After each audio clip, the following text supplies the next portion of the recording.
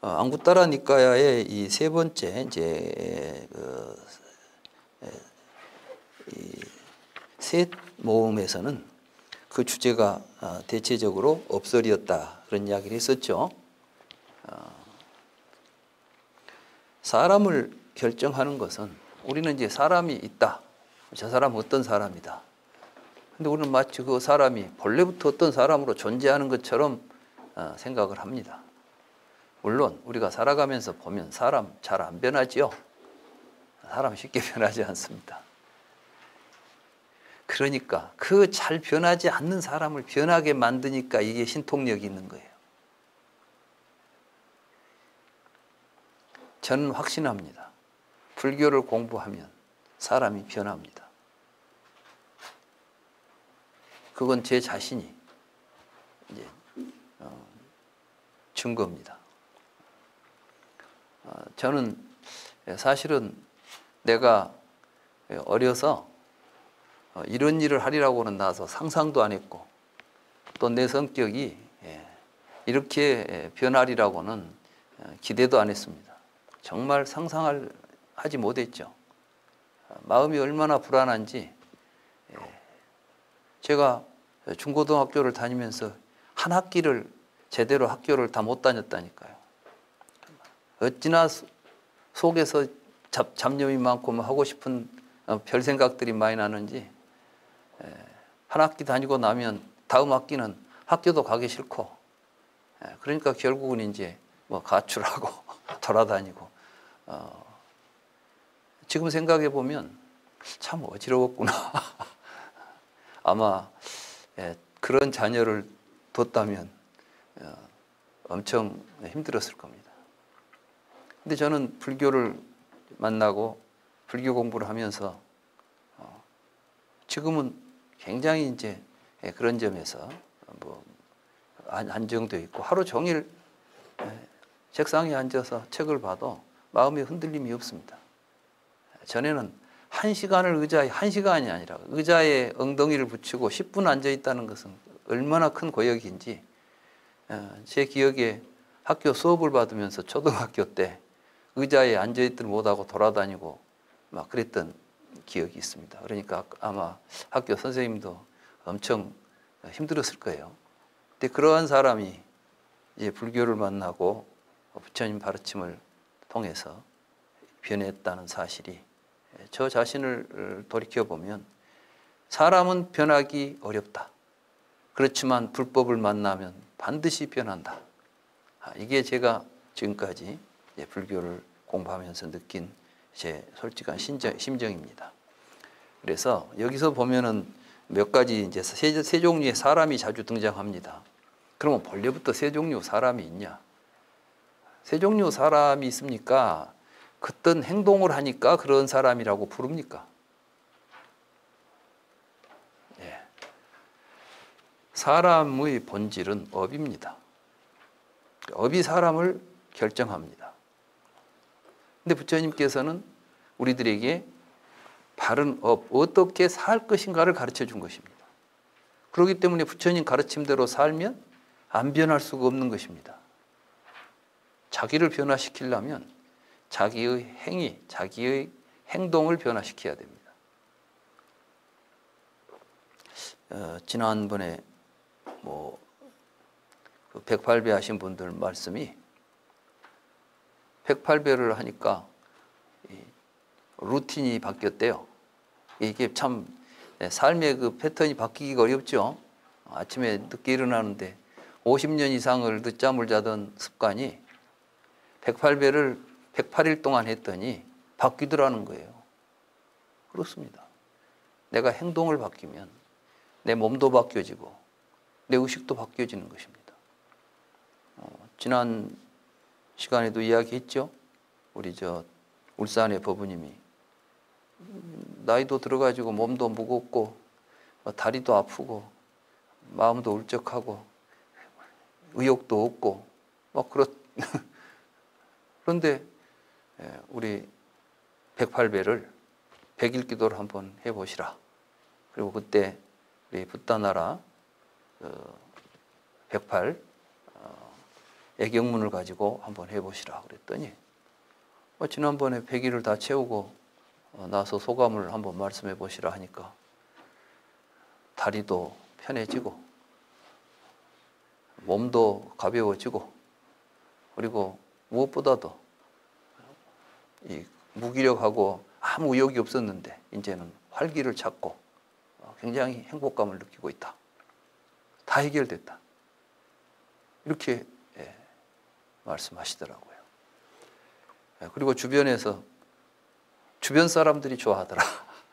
내가 변하니까 주변이 좋아하더라. 얼마나 좋은 일입니까? 그렇습니다.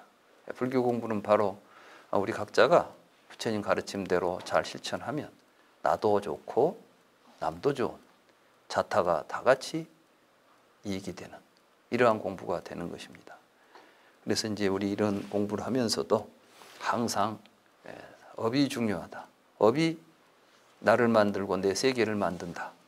근다고 해서 업이라는 놈의 실체가 있어가지고 업이 막 돌아다니면서 붙어가지고 귀신처럼 우리를 쫓아다닌다는 것이 아니라 업이라는 것은 삶인데 오늘 나의 삶이 내가 이렇게 살면 삶만큼 변화가 오는 것입니다. 그러고 업보라고 그러는 것입니다. 근데 너무 이제 자라고 하는 집착, 나라고 하는 걸 중심에 놓고 업을 이해하려고 하니까 나와 업이 분리되어 있죠. 내가 있는데 업이 나한테 달라붙어 있다는 거예요. 그러니까 그 업을 떼내야 내가 어디로 간다는 이런 생각은 사실은 부처님은 작자는 없고 업보만 있다 그랬잖아요. 업이 바로 자기 자신인 것입니다. 그러니까 우리 자신이 어떻게 살 것인가. 항상 불교 수행은 이런 측면에서 이걸 올바로 이해하고 수행을 해야 할 것입니다. 오늘은 A3-6 꽃 같은 말을 하는 사람. 참 아마 살아있는 생명들 중에 가장 말이 가장 중요한 삶에 있어서 말이 중요한 존재는 사람일 것입니다. 그러니까 우리 속담에도 있잖아요. 말 한마디로 천냥빛을 갚는다. 또 입속에 도끼가 있다. 부처님도 우리 입안에 그 법구경에 있죠. 사람은 태어날 때 입안에 도끼를 가지고 태어난다. 이 말을 하나 잘못하면 어떻게 해요? 사람을 죽이기도 합니다. 요즘 보면 모두 인터넷에서 하다가 댓글 보고 하다가 자살한 사람들이 많더구만. 이게 전부 우리의 말이 사람을 죽이는 것입니다. 그래서 말을 이제 살아가면서 말하는 것.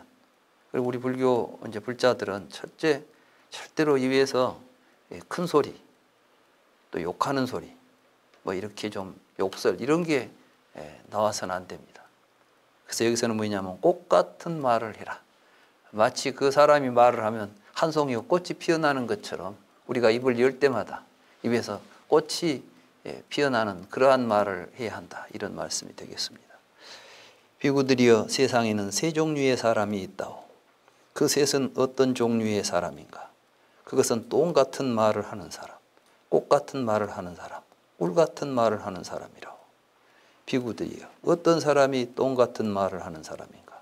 어떤 사람은 단체나 집회나 문중이나 조합이나 법정 가운데 증인으로 불려나와 당신은 아는 대로 말하시오라고 신문당할 때 그는 알지 못하는 것을 나는 안다라고 말하거나 알고 있는 것을 나는 모른다라고 말하거나 보지 못한 것을 나는 보았다고 말하거나 본 것을 나는 보지 못했다라고 말한다오. 이와 같이 그는 자신 때문에 혹은 다른 사람 때문에 혹은 사소한 이익 때문에 고의로 거짓말을 한다오. 비구들이여 이런 사람을 똥 같은 말을 하는 사람이라고 한다오. 예, 그렇습니다. 그러니까 우리가 진실이 아닌 거짓된 말이 똥 같은 말을 하는 것입니다. 비구들이여 어떤 사람이 꽃 같은 말을 하는 사람인가? 어떤 사람은 단체나 집회나 문중이나 조합이나 법정 가운데 증인으로 불려나와 당신은 아는 대로 말하시오라고 신문당할 때 그는 알지 못하는 것은 나는 알지 못한다라고 말하고 알고 있는 것은 나는 안다라고 말하고 보지 못한 것은 나는 보지 못했다라고 말하고 본 것을 나는 보았다라고 말한다오. 이와 같이 그는 자신 때문에 혹은 다른 사람 때문에 혹은 사소한 이익 때문에 고의로 거짓말을 하지 않는다오. 비구들이여 이런 사람을 꽃 같은 말을 하는 사람이라고 한다오. 그러니까 진실된 말이 꽃 같은 말입니다. 비구들이여 어떤 사람이 꿀 같은 말을 하는 사람인가? 어떤 사람은 거칠고 난폭한 말을 버리고 삼간다오. 그는 부드럽고 듣기 좋고 사랑스럽고 심금을 울리고 예의 바르고 대중이 즐거워하고 대중이 기뻐하는 말을 한다오. 비구들이여 이런 사람을 꿀 같은 말을 하는 사람이라고 한다오. 비구들이여 이들이 세상에 있는 세 종류의 사람이라오. 그러니까 이제 사람의 인격은 사실은 그 말을 통해서 드러나죠. 우리는 이야기해 보면 그 사람 말하는 것만 봐도 아, 이 사람은 어떤 사람이다 하고 느껴지지 않습니까? 특히 이제 우리도 이렇게 우리 도반들 이렇게 같이 앉아서 이야기하다 보면 그분만 있으면 왠지 분위기가 좀 좋아지고 즐거워지는 거 있죠. 이런 분들이 바로 꿀 같은 말을 하는 분이라고 할 수가 있겠습니다. 항상 부드럽고 또 말 속에 또 심금을 울리는 또 내용이 있고 예의 바르고 대중이 즐거워하고 모든 대중들이 기뻐하는 이러한 말을 해야겠다. 그렇습니다. 말 한마디 참 보니까 그 말 한마디 잘못해가지고 죽은 사람도 있고 뭐 큰 낭패를 본 사람도 있고 이왕 말 이야기가 나왔으니까 그 한신이라고 하는 한나라 대장군 있지 않습니까? 워낙 용병술이 뛰어나가지고 아마 한신이 없었다면 유방이 통일을 못했을 것이다. 진나라가 아니라 뭐죠? 초나라를 이제 이기지 못했을 것이다 할 정도로 아주 큰 장군입니다. 근데 이제 전쟁이 다 끝나고 나서 한고조 유방이 한신을 하고 이제 같이 뭐 술 한잔 하면서 그랬다고 그래요. 이제 장군에 대해서 논했어요. 그러니까 한신이 10인지장도 있고 100인지장도 있고 1000인지장도 있고 만인지장도 있습니다. 그러니까 사람마다 다 같지를 않다. 장수들이 그저 한 10명 정도 데리고 대장 노릇 할 수 있는 사람도 있고 100명, 1000명, 10,000명을 데리고 대장으로서 군사를 지휘할 수 있는 사람도 있다. 이렇게 말하니까 그러면 그대는 어떤 장군이냐? 얼마나 많은 병사를 당신은 데리고 지휘할 수 있느냐? 그러니까 그때 나온 말이 다다익선입니다. 저는 많을수록 좋습니다. 그러니까 얼마든지 많은 사람이 많은 군사를 주어줘도 나는 그들을 다 통솔해서 지휘할 수가 있습니다. 그러니까 그러면 나는 그러니까 얼마나 되느냐? 그러니까 10인지장이 옳시다 그랬어요. 근데 이게 이제 실수라.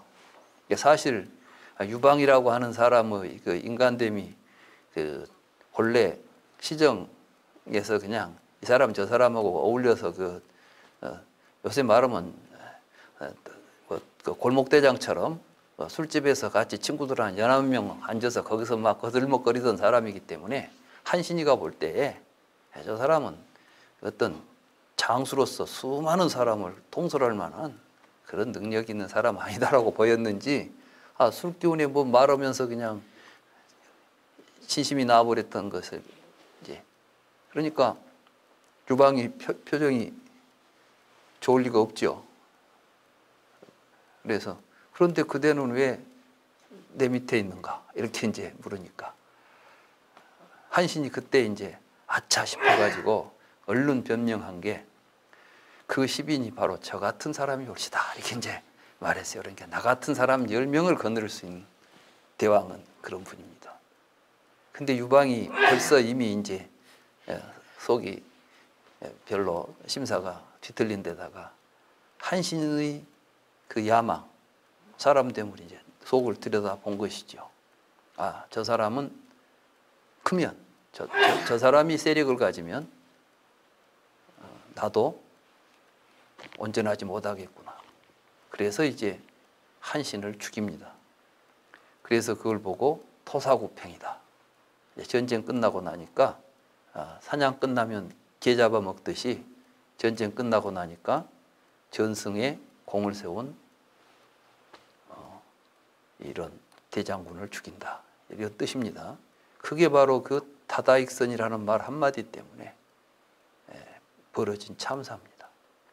그만큼 우리들에게 있어서 말은 중요한 것이고, 그래서 이제 부처님께서는 항상 법담을 나누거나 침묵하라. 그러니까 이제 우리가 서로 이야기를 나눌 때는 부처님이 우리 이제 법에 대한, 다르마에 대한 이야기를 하고, 그 밖에 다른 이야기는 입에 올리는 것은 옳지 않다, 좋지 않다, 이런 이제 말씀을 하신 겁니다. 그만큼 우리는 말을 참 생각해서 잘해야 될 필요가 있지 않겠는가, 이런 생각이 듭니다. 두 번째 경, 장님입니다. A3-7 장님. 비구들이여, 세상에는 세 종류의 사람이 있다오. 그 셋은 어떤 종류의 사람인가? 그것은 장님, 외눈박이, 두 눈을 가진 사람이라오. 비구들이 어떤 사람이 장님인가? 어떤 사람은 얻지 못한 재산을 취득하거나 얻은 재산을 늘릴 수 있는 안목도 없고, 훌륭한 행실과 못된 행실을 알아보고, 비난받을 일과 비난받지 않을 일을 알아보고, 못난 행실과 훌륭한 행실을 알아보고, 흑백은 상반하는 법이라는 것을 알아보는 안목도 없다오. 여기서 흑백은 상반하는 법이라고 하는데 그 반자가 아마 입력을 할 때 좀 잘못한 것 같습니다.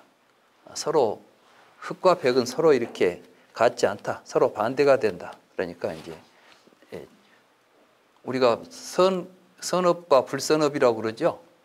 그러니까 선업은 선하지 않는 것과 반대되니까 선업이고, 이제 서로 상반되는, 선과 악은 서로 같이 이렇게 함께 할 수 없고, 우리는 이제 그러니까 둘 중에 하나를 선택해야 될 문제라는 것이죠. 선택은 상반이라는 서로 동반한다는 뜻이 돼가지고 좀 정반대로 지금 아마 제가 이제 입력을 할 때 커서가 다른 글자를 눌러버린 것 같습니다. 그래서 상반, 반대라고 하는 것이 좋겠습니다. 비구들이 이런 사람을 장님이라고 한다오. 비구들이 어떤 사람이 외눈박이인가? 어떤 사람은 얻지 못한 재산을 취득하거나 얻은 재산을 늘릴 수 있는 안목은 있지만 훌륭한 행실과 못된 행실을 알아보고, 비난받을 일과 비난받지 않을 일을 알아보고, 못난 행실과 훌륭한 행실을 알아보고, 흑백은 상반하는 법이라는 것을 알아보는 안목은 없다오. 비구들이여, 이런 사람을 외눈박이라고 한다오. 비구들이여, 어떤 사람이 두 눈 가진 사람인가? 어떤 사람은 얻지 못한 재산을 얻거나 얻은 재산을 늘릴 수 있는 안목도 있고, 옳은 일과 그른 일을 알아보고, 비난받을 일과 비난받지 않을 일을 알아보고, 못난 행실과 훌륭한 행실을 알아보고, 상반하는 흑백의 행실을 알아보는 안목도 있다오. 비구들이여, 이런 사람을 두 눈을 가진 사람이라고 한다오. 비구들이여, 이들이 세상에 있는 세 종류의 사람이라오. 재물도 얻지 못하고 공덕도 쌓지 못하는 눈먼 장님은 양쪽에서 불행해진다네. 현재와 미래, 지금도 불행하지만 그렇게 사는 사람은 자기의 앞날도 행복하지 못하다. 한눈만 온전한 외눈박이는 옳은 일 그른 일을 가리지 않고 재물을 구한다네. 도둑질이나 속임수나 거짓말로 능숙하게 재산을 모아 돈 자랑하는 외눈박이는 지옥에 가서 고난을 겪는다네. 그러니까 지금은 그 돈 쓰는 재미로 살지만 다음 자신의 미래는 결코 행복하지 못하다. 최상의 인간으로 알려진 두 눈 가진 사람은 여법하게 열심히 모은 재물로 가장 훌륭한 의도를 가지고 주저하지 않고 보시하는 사람이라네. 그는 좋은 곳으로 가나니 그곳에 가면 슬퍼하지 않는다네. 장님과 외눈박이는 멀리하고 피해야 한다네. 두 눈 가진 최상의 인간을 가까이 모셔야 한다네. 참 아주 평범한 이야기지만 굉장히 중요한 이야기인 것 같습니다. 우리는 이제 살아가면서 그 부처님은 절대로 이렇게 재산을 모으고 노력을 해서 열심히 노력을 해가지고 생산을 해서 부를 창출해내는 것을 나쁘다고 보지 않으셨습니다. 부처님은 가난한 자에게 복이 있나니 그리고 가난하게 살아라 이렇게 한 적이 없습니다. 부처님은 가난하게 사는 것은 이유가 있다. 왜? 가난하게 사는 데는 노력을 하지 않거나 아니면 방탕한 생활을 하거나 아니면 도박을 하거나 뭐 이렇게 해서 되는 것이니까 우리가 건실한 삶을 통해서 재물을 모아서 가족을 보살피고 뭐 이렇게 하는 건 굉장히 훌륭하다고 훌륭한 덕목 속에 속합니다. 그런데 그 돈, 이 재산을 모을 때도 옳고 그른 일을 가려서 해야 된다는 것입니다. 무조건 돈만 모으면 된다는 것은 그렇게 해서는 안 되는 것이고, 그 다음에 이제 이걸 잘 쓸 줄 알아야 된다는 것이죠. 돈을, 재물을 모았으면 그 재물을 가지고 공덕을 지어야 된다는 겁니다. 근데 공덕을 짓지 않고 돈을 모으기만 했지 공덕을 지을 줄 모르는 사람은 외눈박이다. 아예 이제 돈도 못 벌고 뭐 벌어놓은 돈이 없으니까 공덕을 지을 일도 없는 사람은 이제 장님, 두 눈이 먼 사람이고, 그러나 여법하게 정당하게 재물을 모으고 그 재물을 가지고 공덕을 짓는 사람. 공덕이라는 건 뭡니까? 내 주변 사람들을 행복하게 만들고 또 사회를 아름답고 건강하게 만드는 사업이 바로 공덕입니다.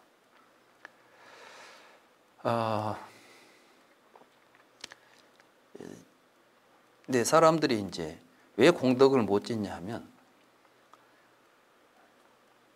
자기가 천년 만년 살 것처럼 생각하니까 그런 것 같아요. 자기가 지금 가지고 있는 거 그게 영원히 자기 거라고 생각하는 거예요.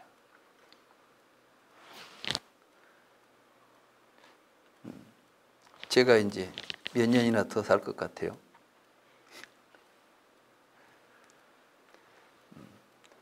아마 이제 살아온 만큼은 더 못 살겠죠. 그러니까 분명히 저도 뭐 몇십 년 안에 죽을 겁니다. 몇십 년이 갈지 몇 년이 될지 며칠이 될지도 모르죠. 사실 우리가 언제 죽을 날짜를 잘 알고 있겠습니까? 근데 그걸 우리가 이제 생각해 보면 사실 우리에게 지금 시급한 것은 돈을 버는 일보다 어떻게 돈을 바르게 쓰는가가 더 급한 일일지도 모르겠습니다. 그렇죠?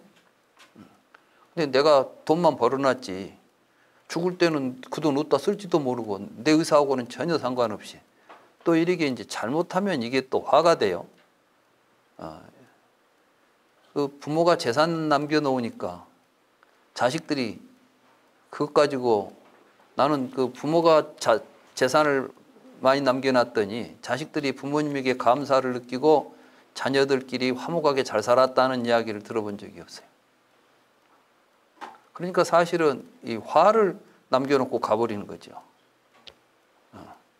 그게 무슨 공덕이 되고 인생의 의미가 되겠습니까? 그래서 이제 그런 생각을 해봅니다. 과연 우리들이 나도 언젠가는 죽을 것이고 내가 가지고 있는 것이 실은 내 것이 아니다.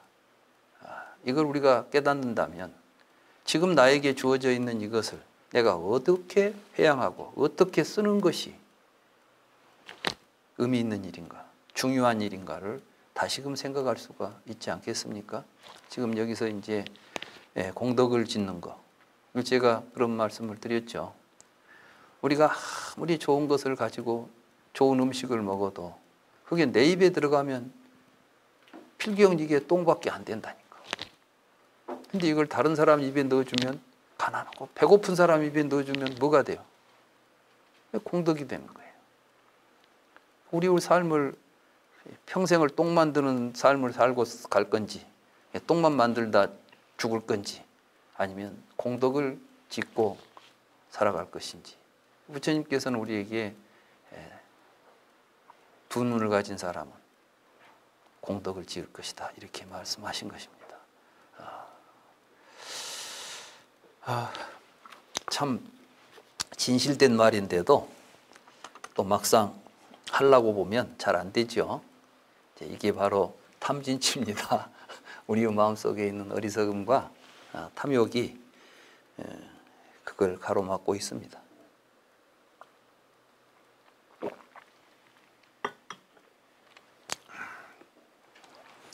이번에 저희들이 단맛바다하고 수단바다 책을 낼 때 참 이름도 없이 이름도 밝히지 않고 거액을 또 보내주신 분도 계시고,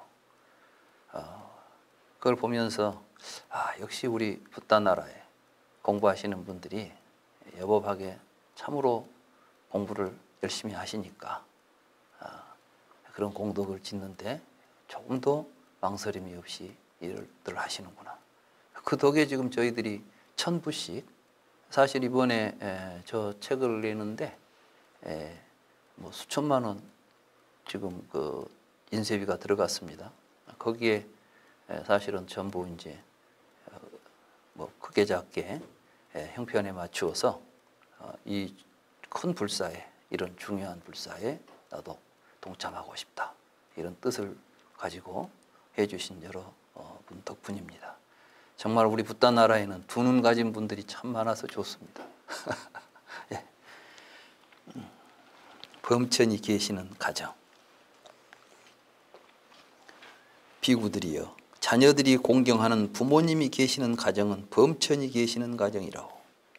비구들이여, 자녀들이 공경하는 부모님이 계시는 가정은 선대의 스승님이 계시는 가정이라오. 비구들이여, 자녀들이 공경하는 부모님이 계시는 가정은 공양받아 마땅한 분이 계시는 가정이라오. 비구들이여, 범천은 부모를 지칭하는 말이라오. 선대의 스승은 부모를 지칭하는 말이라오. 비구들이여, 공양받아 마땅한 분은 부모를 지칭하는 말이라오. 왜냐하면 비구들이여, 부모님은 자녀에게 많은 도움을 주는 보호자이며 양육자이며 이 세간의 안내자이기 때문이라오. 참 부처님께서 얼마나 이 부모님의 은혜에 대해서 잘 알고 있고, 또 그런 훌륭한 부모를 모시고 살아가는 가정이 천국이다, 이런 뜻이에요. 범천이라는 것은 인도에서는 이제 브라만천, 그러니까 인도 사람들이 당시에 가장 높은 곳에 있는 하늘이라고 생각했던 하늘이 이제 범천입니다. 거기서 이제 힌두교, 말하자면 브라만교에서는 그 범천이 세상을 만들었다고 이제 하는 그러한 생각을 가지고 있었으니까, 그때 부처님께서는 누가 범천이냐?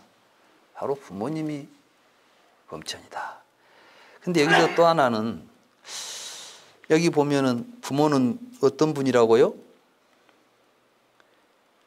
자녀에게 도움을 주고 양육하고 안내자가 된다, 그 말이죠.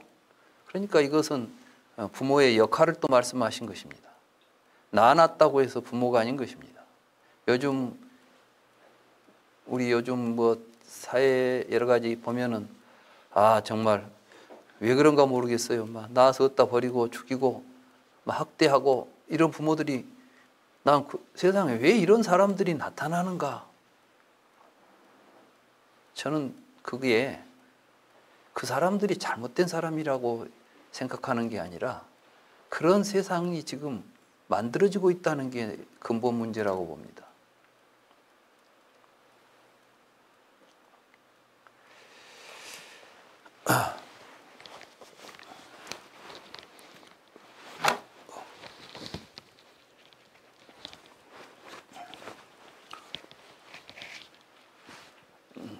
이런 이야기는 뭐 가급적이면 이제 하고 싶은 이야기는 아닙니다만,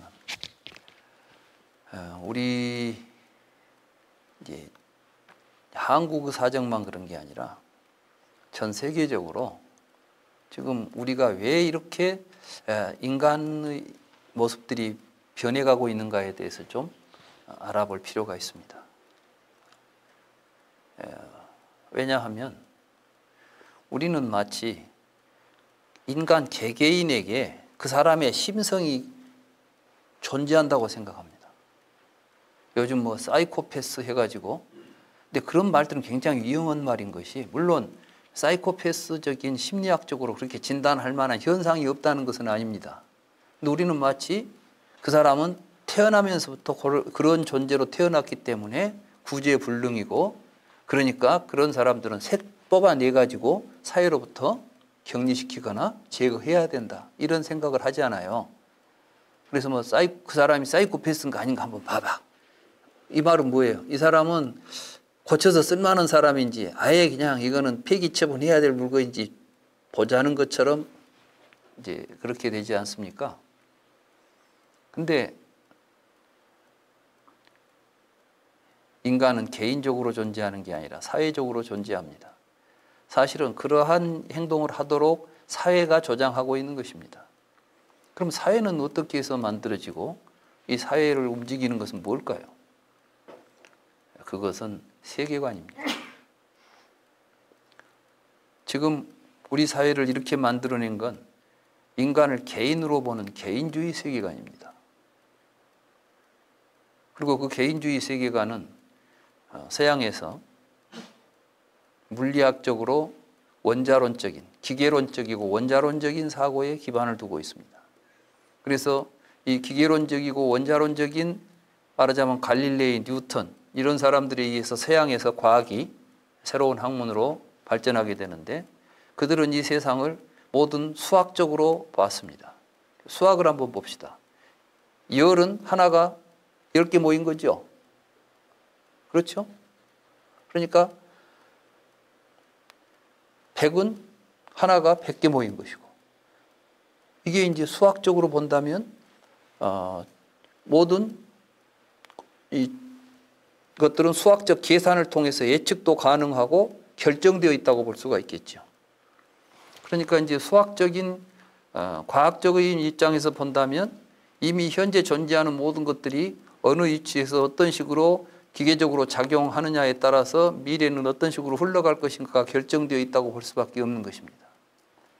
그렇기 때문에 어떤 인간을 볼 때에도 인간에게는 그 인간을 구성하고 있는 어떤 요소들이 그 인간을 어떤 식으로 활동하게 만든다고 보는 것이죠. 사이코패스는 속에 사이코패스가 들어있으니까 사이코패스 행동을 안 할 수가 없는 존재인 거죠.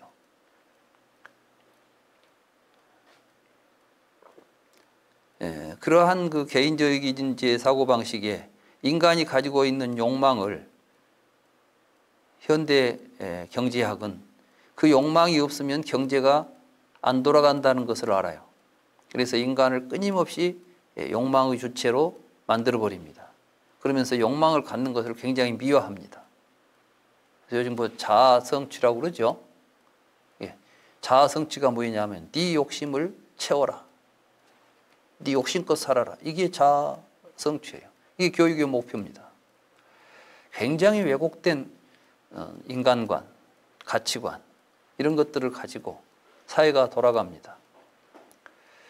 그러니까 가장 많은 성취를 이뤘다고 하는 사람들의 의식이 가장 망가져 있는 것입니다. 이번에 학교 소동 난 데도 보니까 전부 돈 많은 사람들이 사는 곳에서 일어나더라고요. 강남에 있는 학교들. 근데 시골 학교에서 뭐 그런 일이 일어난 것 같지는 않아. 어디 시골 학교에서 막 교사가 막 자살하고 그러지는 않은 것 같아요. 거기서 뭐 경찰에 신고해가지고 뭐 사건이 벌어지고 그런 것 같지는 않아요. 아마 시골 학교에서 선생님한테 매 맞고 오면 아마 학부모가 찾아가서 인사하러 갈걸? 우리 애 잘 가르쳐줬다고? 옛날에는 그 부모들이 서당에다가 회초리를 갖다 바쳤다지 않아요. 우리 애 좀 잘 좀 지도해달라고. 지금 같으면 학폭이지 뭐. 왜 옛날에는 학부모가 회초리를 갖다 줘도 문제가 안 되는데 지금은 조금만 뭘 해도 폭력이라고 이런 일이 벌어질까요? 근데 또 굉장히 어려운 일입니다. 저는 그래서 이제 정견을 잃어버렸다. 이 사회가 지금 올바른 생각을 못하고 산다. 세계관이 잘못되어 있다. 철학이 잘못되어 있다. 그렇기 때문에 우리 불교가 할 일은 바로 그런 일입니다. 그런데 우리 불교계에서도 불교가 할 일이 무엇인지에 대한 정확한 이해가 없습니다.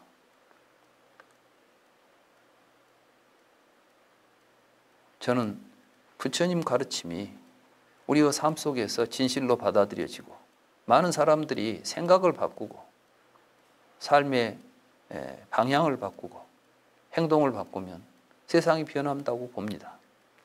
저는 붓단 나라가 바로 그러한 일을 하는 공동체다.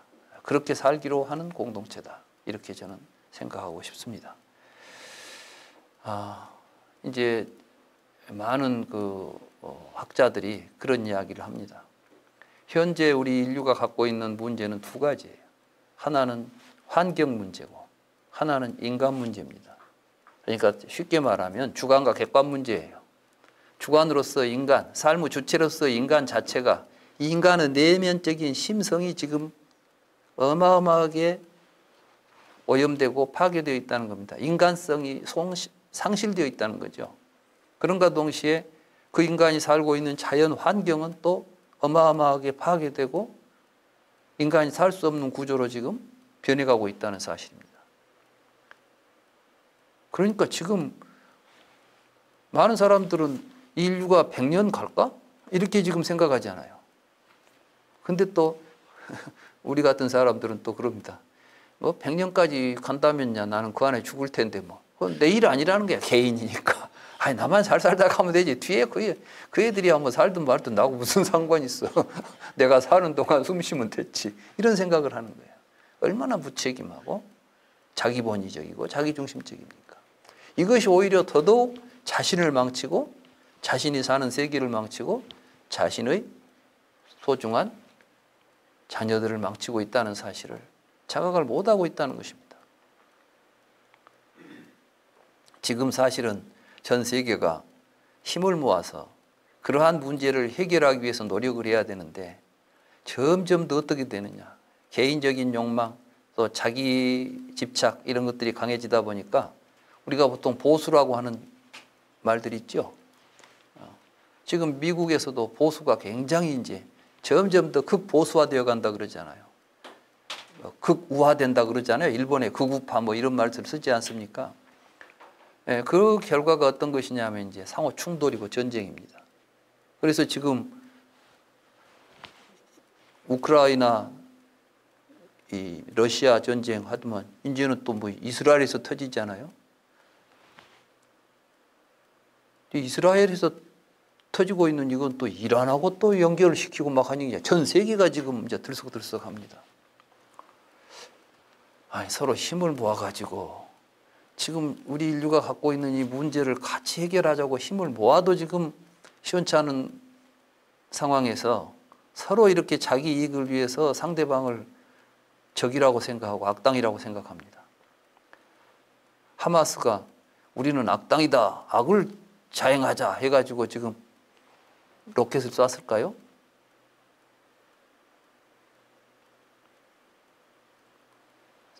모두가 다 이제 자기 편이 선이고 상대방은 전부 악이라고 생각하니까 악을 축출하겠다고 해서 전쟁이 일어나는 거 아니겠습니까?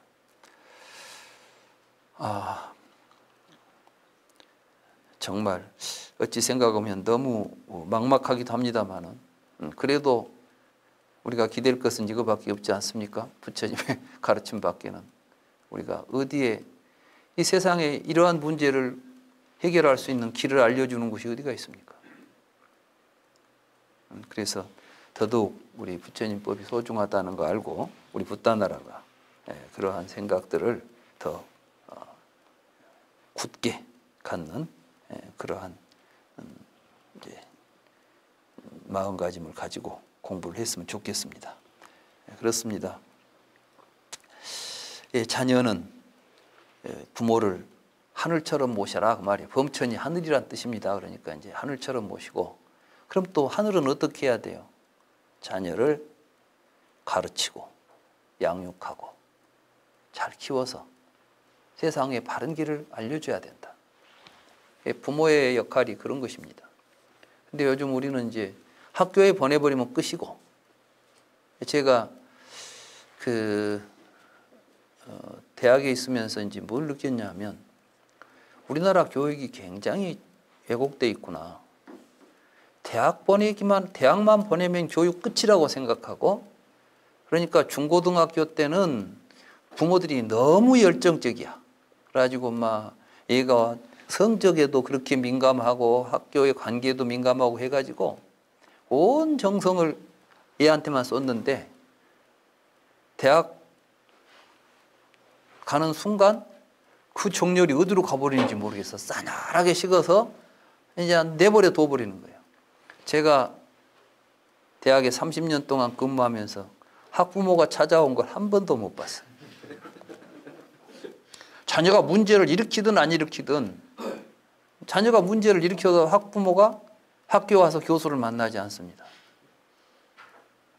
혹시 여러분들은 자녀 교수님 찾아가 본 적 있습니까?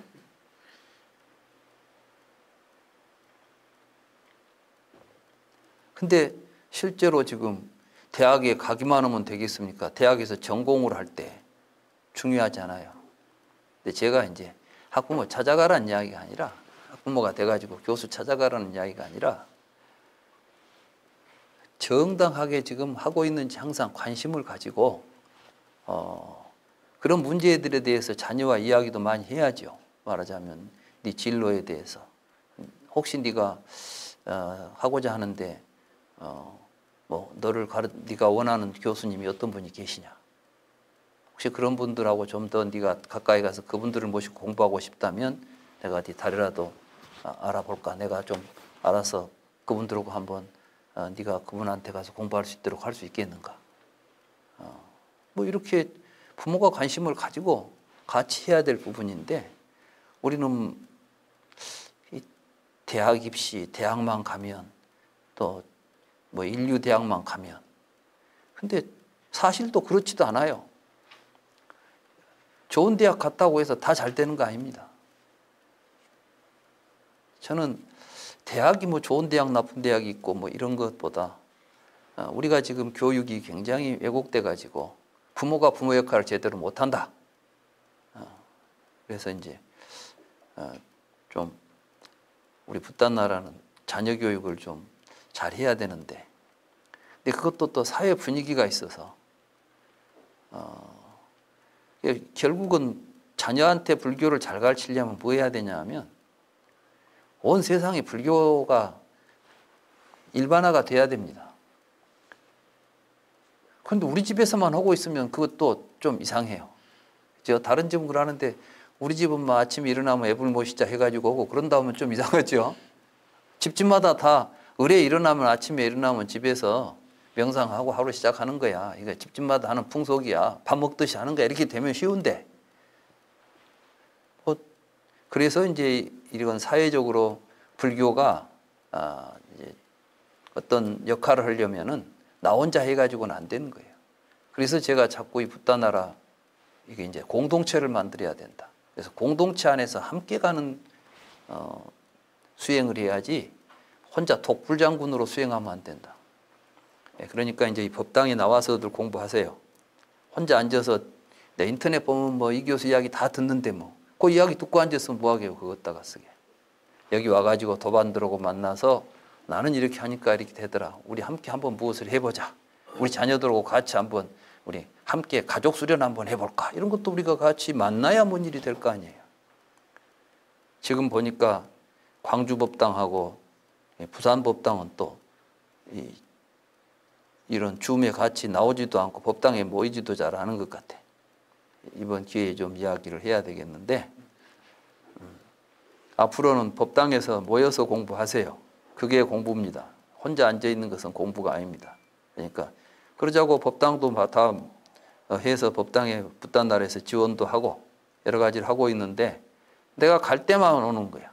내가 뭐 탤런트인가 뭐 내 얼굴 보러 다니는 거야. 법당에는 법사 보러 오는 게 아니라, 법당에는 법우들 만나러 오는 곳이 법당이 돼야 돼요. 그렇잖아요? 여기 서울법당 오신 여러분들, 법당에서 내 얼굴 보는 게 좋아요? 법우들하고 얼굴 보는 게 더 좋아요? 내 얼굴이야 뭐 줌으로도 보고 언제든지 보지만, 우리 법우님들이 함께 모여서 같이 이야기도 나누고 또 함께 뭔가를 할 수 있는 일도 도모하고 이래야 되는 거 아니겠습니까? 그래서 가정을 하늘로 만들려면, 천국으로 만들려면 범천을 모시고 사는, 그래서 자녀들이 이제 우리는 모실 부모보다는 모심을 받는 부모 입장이한테 있지 않습니까? 그러니까 우리가 이제 범천이 되려면 뭘 해야 되겠어요? 자녀들 잘 가르쳐야 된다니까. 그래서 이 자녀들이 참으로 우리 부모님을 모시는 게 하늘을 보시는 것이나 다름이 없구나, 이렇게 생각하고 부모를 공양하는 이러한 사회를 만들어야 될 거 아닙니까? 참 범천이 계시는 가정, 우리 범천이 계시는 가정 만들도록 해야 되겠고, 그 범천이 계시는 가정을 만들려면 우리가 함께, 부부들이 함께 모여서 공부를 하고 그런 사회를 만들어 가야 되지 않겠는가, 이런 생각이 듭니다. 사리붓다 3-9입니다.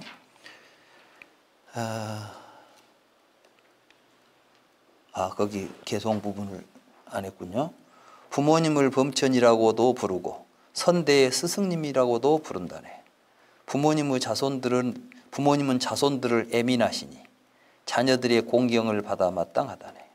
그러므로 현명한 사람이라면 먹고 마실 음식과 옷과 침구로 존경하고 받들어 모셔야 하리. 목욕시켜드리고 향을 바르고 깨끗하게 발을 씻겨드려야 하리. 이와 같이 부모님을 봉양한다면 현생에는 현자들이 칭찬을 하고 사후에는 천상에서 기뻐하리라. 그러니까 오늘도 좋고 내일도 좋고 우리의 삶이 영원히 좋은 세상이 될 것이다, 이런 말씀입니다. 3-9 사리붓다입니다. 어느 날 사리붓다 존자가 세존을 찾아와서 예배하고 한쪽에 앉았습니다. 한쪽에 앉은 사리붓다에게 세존께서 말씀하셨습니다. 사리붓다여, 나는 법을 간략하게 가르치기도 하고 자세하게 가르치기도 하고 간략하면서 자세하게 가르치기도 하지만 완전하게 이해한 사람을 보기가 어렵구려. 그러니까 참 이 부처님 가르침이 완전하게 이해하기가 이만큼 어려운가 봅니다. 그래서 사리붓다는 이제 부처님 법을 완전하게 이해하신 분이니까 이제 사리붓다한테 이제 속 마음을 그대같이 완전히 좀 모두가 다 이해했으면 좋겠는데 안 된다, 그런 이야기겠죠. 세존이시여 지금이 좋은 때입니다. 선서시여 지금이 좋은 때입니다. 세존께서 법을 간략하게 가르치거나 자세하게 가르치시거나 간략하면서 자세하게 가르치시면 법을 완전하게 이해하는 사람이 있을 것입니다. 사리붓다여, 그렇다면 이렇게 공부해야 한다오. 이 의식이 있는 몸에 대하여 나라는 생각을 하고 내 것이라는 생각을 하는 아만의 잠재적 경향들이 있어서는 안 된다. 모든 외모에 대하여 나라는 생각을 하고 내 것이라는 생각을 하는 아만의 잠재적 경향들이 있어서는 안 된다. 나는 나라는 생각을 하고 내 것이라는 생각을 하는 아만의 잠재적 경향들 없이 살아가는 심해탈과 해탈을 성취하여 살아가도록 하겠다. 사리붓다여, 이렇게 공부해야 한다고. 사리붓다여, 비구에게 이 의식이 있는 몸에 대하여 나라는 생각을 하고 내 것이라는 생각을 하는 아만의 잠재적 경향들이 없고 모든 외모에 대하여 나라는 생각을 하고 내 것이라는 생각을 하는 아만의 잠재적 경향들이 없기 때문에 그는 나라는 생각을 하고 내 것이라는 생각을 하는 아만의 잠재적 경향들이 없이 살아가는 심해탈과 해탈을 성취하여 살아간다오.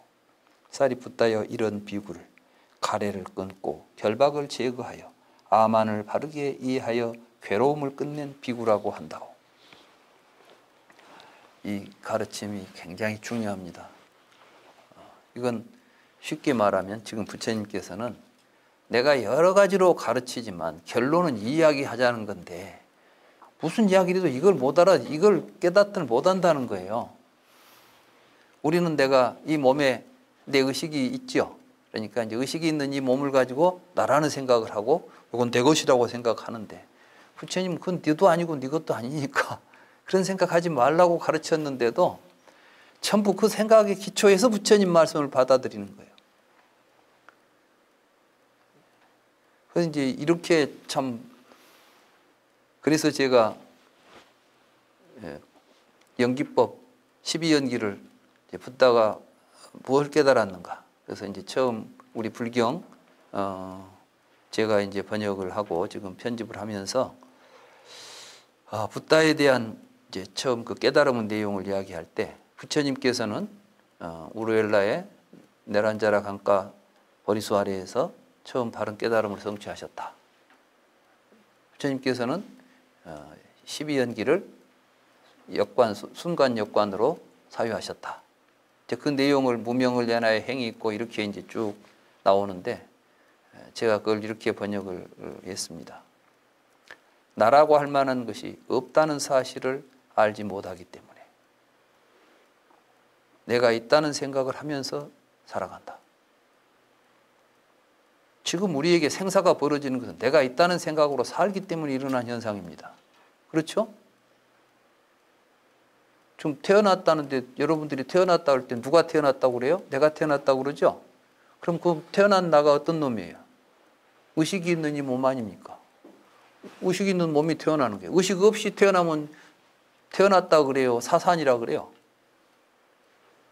생산이라고 안 하고 사산이라고 그래요. 죽어서 나온 거야. 그냥 죽어서 나왔지. 이건 이제 생일이 없는 거지. 태어나지 못한 것이죠. 우리가 태어나지 못했다는 것이 다 의식이 있는 몸덩어리를 가지고 몸을 가지고 이야기하는 거예요. 그리고 또 이 외모를 가지고 자기라고 보는 거예요. 그러니까 얼마나 또 외모를 가꾸려고 합니까? 자기를 가꾼다고 하면서 외모를 가꾸고 앉아 있는 거예요.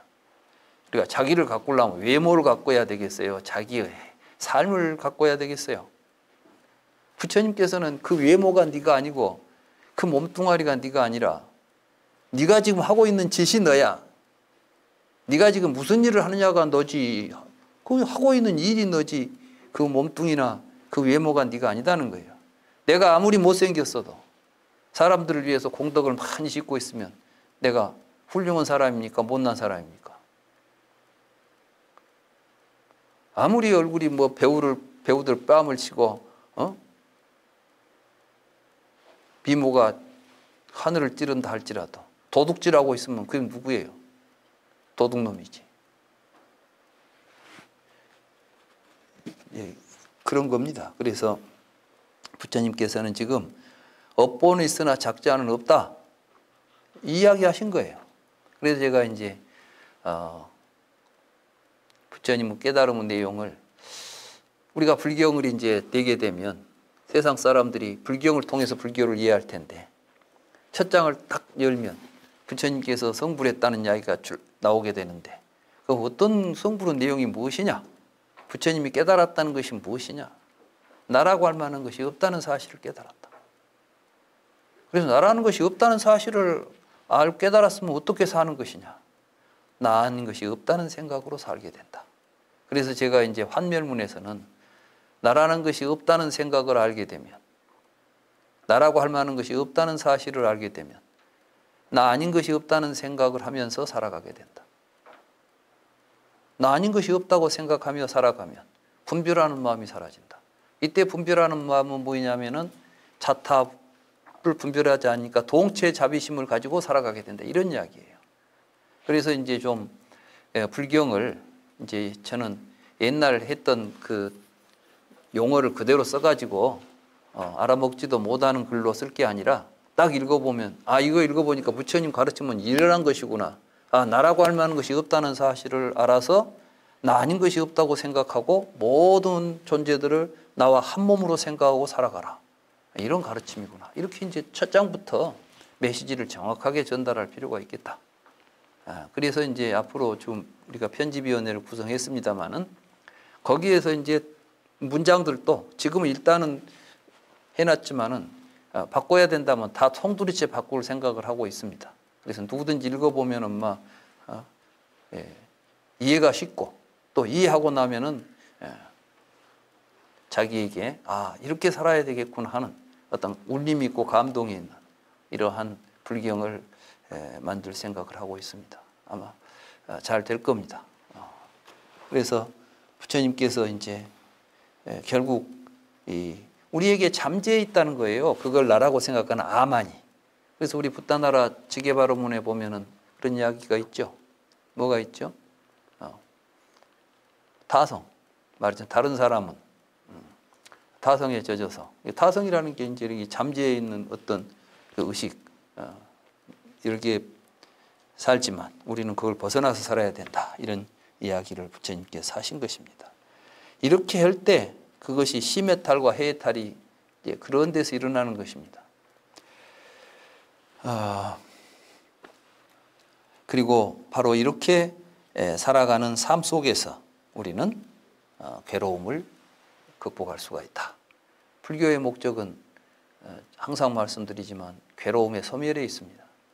괴로움 소멸을 뿌리채, 근본적으로 그걸 뿌리채 뽑아내려면 어떻게 해야 되느냐. 의식이 있는 이 몸이나 그 몸에 비춰지는 모습, 외모를 가지고 나다, 내 것이다 이런 생각하지 말고 살라는 것입니다. 우리는 근데 그 하찮은 그런 것들 때문에 얼마나 많은 차별심을 일으켜가지고 서로 나는 잘났다, 너는 못났다 뭐 이렇게 아웅다웅하고 살고 있습니까? 그러니까 그런 이 말씀이 부처님께서 내가 자세하게 말하거나 뭐 간략하게 말하거나 별 이야기를 했지만 궁극적으로는 무슨 이야기라고요? 이 몸, 외모, 이 몸을 의식을 가지고 살아가는 이 몸, 이게 나도 아니고 내 것도 아니다라는 생각을 분명하게 깨달아야 된다. 이런 말씀이 되겠습니다.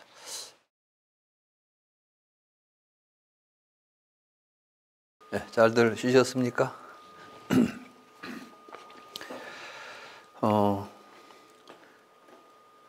우리가 불교 공부를 하는 목적,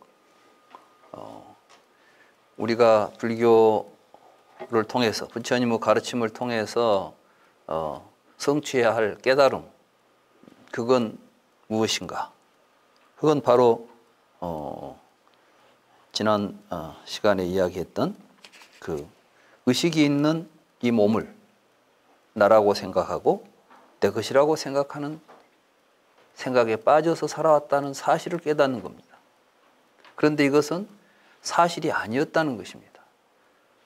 이게 내가 아닌데 이걸 나라고 내 것이라고 생각하면서 잘못 살아왔다는 사실을 깨닫는 것입니다.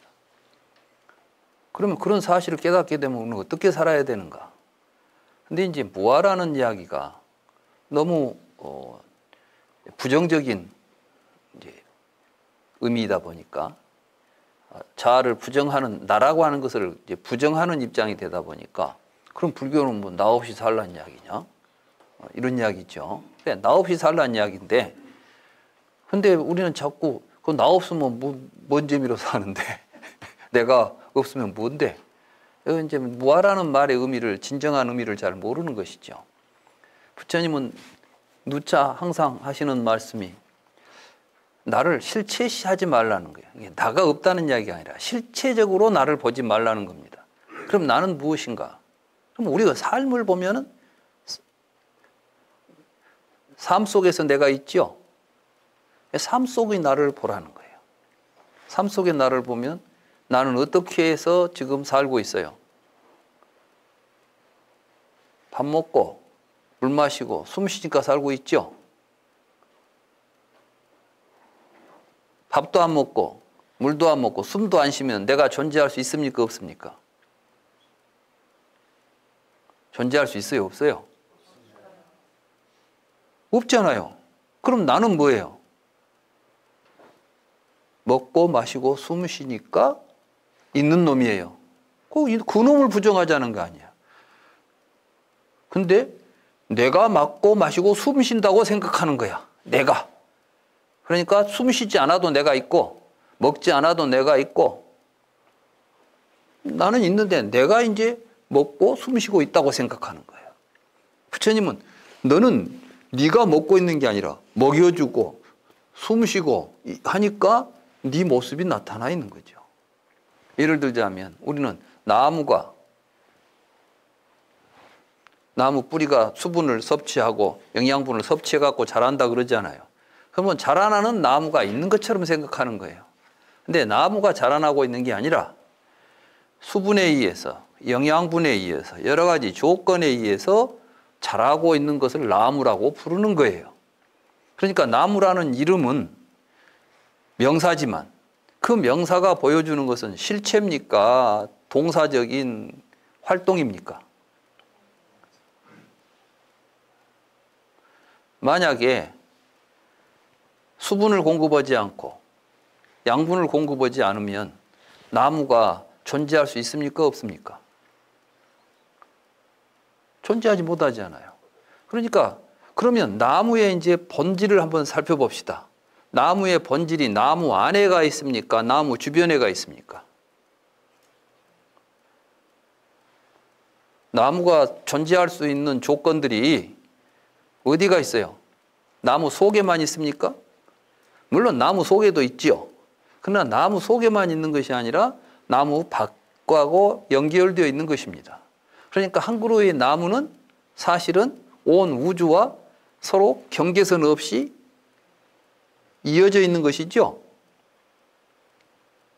그러니까 나무 속에서 나무라 할 만한 것이 없다는 사실을 보는 순간 바깥에 있는 것과 연관되어 있는 나무를 보게 되면 나무 아닌 것이 없는 것입니다. 이해가 되십니까? 그처럼 우리가 지금 피부로 덮여 있는 이 몸뚱이 속에서 뭔가 이제 누가 밖에서 자극이 오면 느끼고 하니까 의식이라고 그러죠, 그걸. 그럼 이게 이제 내가 있다는 생각, 이 안에 이것이 나다. 또는 이것이 내 것이다. 그러니까 이걸 내 손, 내 발, 이건 내 것이라는 뜻이죠. 그런데 부처님은 그게 아니다라는 사실이죠. 뭐 이렇게 하면 내가 아니면 뭐 좀 이때 이제 좀 헷갈려요. 그런데 대승에서 그걸 확대해서 생각하기를 이제 나 아닌 것이 없다라고 보게 되는 것이죠. 그리고 사실 부처님은 무아라는 말 속에는 나를 부정하게 되면 나 아닌 것이 없어지게, 동시에 나 아닌 것도 부정되죠. 내가 있으니까 나 아닌 것이라는 분별이 일어났는데 나라고 하는 생각을 접으면은 나 아닌 것과 나의 분별 사이가 사라지잖아요. 그러니까 이 경계를 그어놓은 건 뭐예요?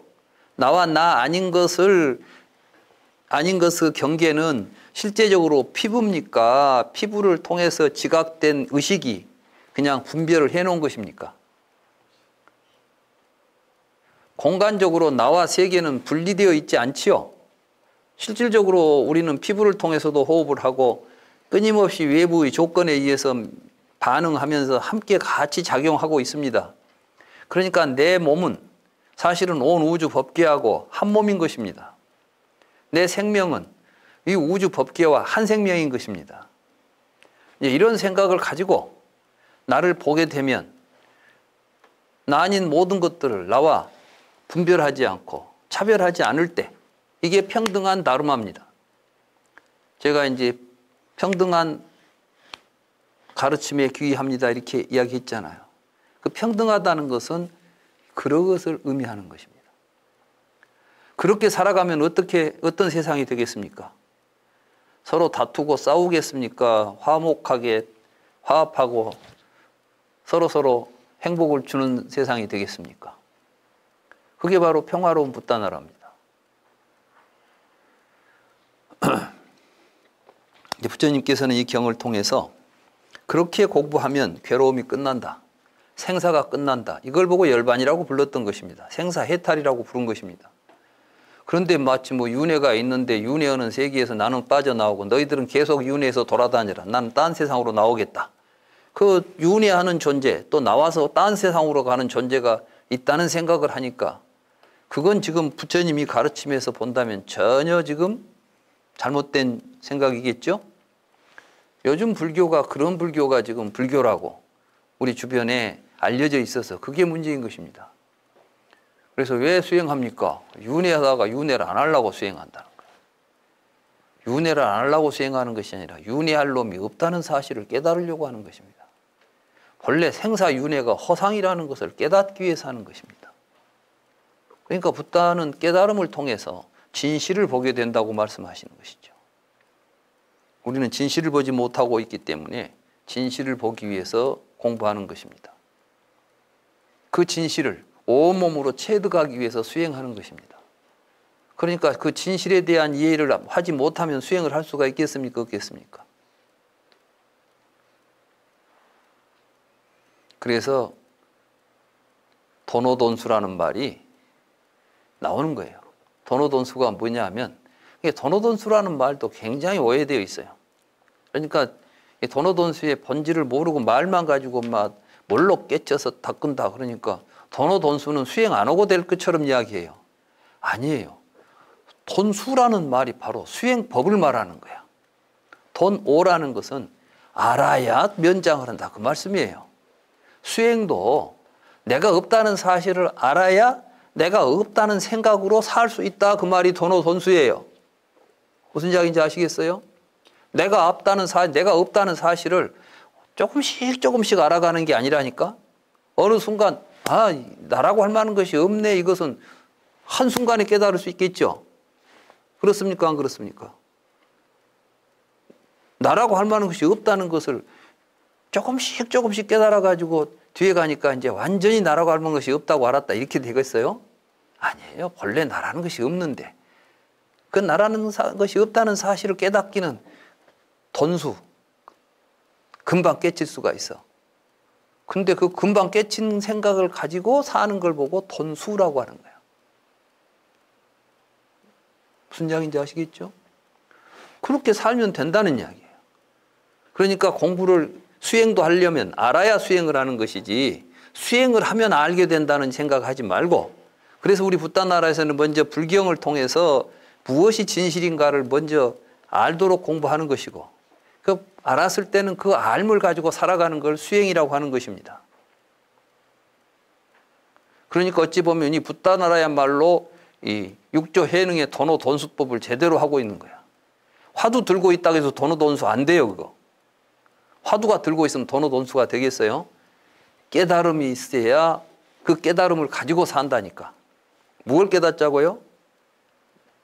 나라고 할 만한 것이 없다는 사실을 깨닫는 거예요. 나라는 것이 없다는 사실을 깨닫게 되면 어떤 삶을 살게 돼요? 수행을 할 때는 어떻게 해야 돼? 나 아닌 것이 없다는 생각으로 사는 걸 수행이라고 하는 것입니다. 그러니까 우리가 이제 불교 공부를 할 때 바르게 공부하려면 먼저는 나라고 할 만한 것이 없다는 것을 철저하게 깨닫고, 나라고 할 만한 것이 없으니까 나 아닌 것도 없다는 생각을 일으켜서 이제 모든 것을 내 몸처럼 나처럼 생각하고 살면 그걸 보고 보살행위다고 하고 도노돈수라고도 하고, 뭐 말이야 무슨 말을 못 하겠습니까? 어떤 말을 하든지 간에 내용은 그렇습니다. 3-10 알라와까 공부하겠습니다. 세종께서 알라위의 싱사빠 숲에 있는 고막가에서 낙엽을 깔고 지내실 때, 이 고막가라는 것이 뭐냐면 고가 소란 뜻이에요. 고. 막가라는 것은 길이란 뜻이고, 그러니까 아마 이제 어디 숲 속에 숲이 있으면 이제 그 소들이 지나다니는 길이 있나 봐요. 말하자면 그 소를 이제 풀밭으로 몰고 가거나 할 때 한두 마리가 아니라 이제 소를 그 많이 키우는 목동이 소를 몰고 다니는 길이 이제 고막가라는 길이 있는가 봅니다. 우리말로 하자면 이제 쇠길이죠, 쇠길. 소가 돌아다니는 길인데, 거기에서 낙엽을 깔고 지내실 때, 그러니까 상황으로 보면 이래요. 숲이 있고 숲 안에 이제 나무가 빽빽한 데는 소들이 못 다니고 소가 다니게 길이 있는데, 거기에 이제 겨울이 되니까 낙엽이 져 있고, 겨울에는 소매기로 안 다니겠죠. 그래서 이제 그 길이 인적이 드문 곳이 되니까 부처님께서 그 숲에서 나무짚을 가져다가 그 길 위에 깔고 이제 거기서 지내셨던 것 같아요. 그러니까 우리 이걸 생각해야 됩니다. 부처님께서는 평생 돈 많은 부자들이 큰 절을 지어줬지만 부처님이 많이 머무신 곳은 그 큰 절의 편안한 숙소가 아니라 이렇게 길가에 어느 곳에서나 부처님은 추운 겨울에도 그런 곳에서 머무셨다는 것을 지금 이 경은 보여주고 있는 것입니다.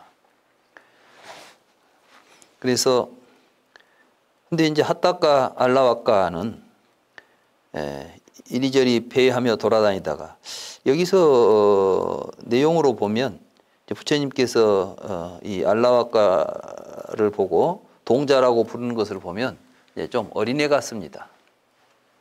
알라와카가 어린애가 이제 숲에 이리저리 뛰어다니면서 놀고 다니다가 이제 배회하다 여기 보면은 배회하며 돌아다니다가 싱사파 숲에서 낙엽을 깔고 앉아 계시는 세존을 보고 세존께 다가가서 예배하고 한쪽에 앉은 후에 물었습니다. 세존이시여 편히 주무셨습니까?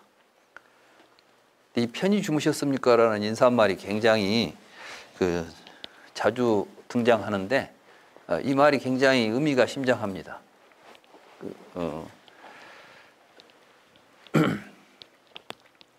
제따와나를 부처님께 올린 급고독장자도 그때는 이제 그 시체들이 널브러져 있는 뭐이죠? 무슨 숲이지?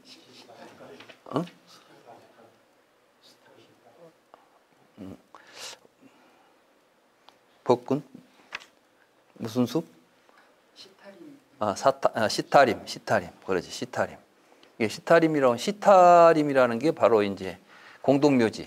예. 묘지라고 해서 우리처럼 땅을 파고 매장한 게 아니고 그 당시에는 이제 화장을 해가지고 화장을 한다고 해서 다 타지도 않고 그러면은 그냥 화장하고 나서 시체하고 천하고 같이 해서 그냥 숲에다 던져버리면 이제 그걸로 끝이었던가 봐요.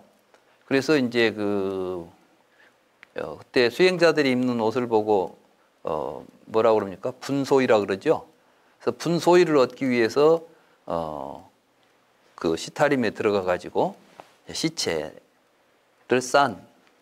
싸고 버린 옷들 있잖아요. 이제 이런 걸 주워다가 이제 빨아서 기워 가지고 입으면 이게 옷이었어요. 이걸 보고 분소이라고 그럽니다. 분소이. 분이라는 것은 뭐예요?